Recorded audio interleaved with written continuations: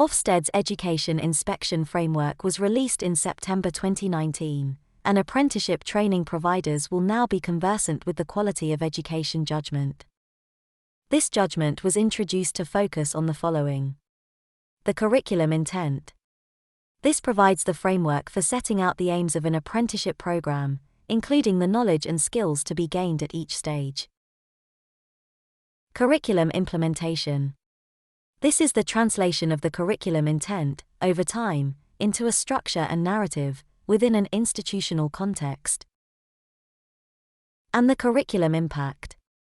This is where providers evaluate the knowledge and skills that learners have gained against expectations.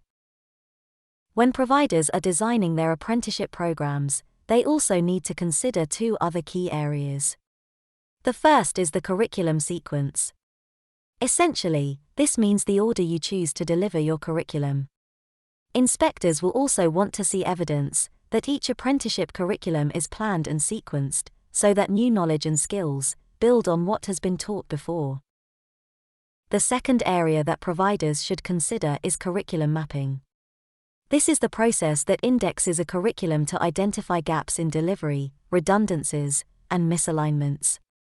Its purpose is to improve the overall coherence of a program of study. In most cases, curriculum mapping refers to the alignment of apprenticeship standards and the modules that are being delivered. It should identify how well an apprenticeship provider has matched the content that learners are being taught against the expectations described in apprenticeship standards. It may also refer to the mapping and alignment of all the elements that are required in teaching learners, including assessments, assignments, lessons, and evidence gathering. When inspectors look at an apprenticeship provider's curriculum, they will do it in 3 stages. These are the top-level view, the deep dive, and then they bring it all together. In the top-level view, inspectors and leaders start with a top-level view of the apprenticeship curriculum. They will explore what is on offer, to whom and when. Inspectors will also question the leader's understanding of curriculum intent and sequencing, and why particular choices were made in the design process.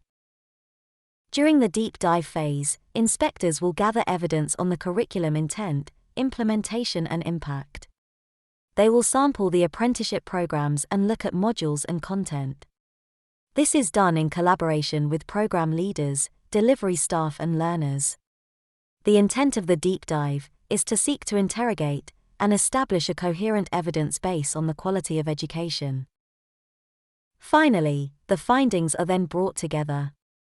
Inspectors will bring the evidence together to widen coverage and to test whether any issues identified during the deep dives are systemic.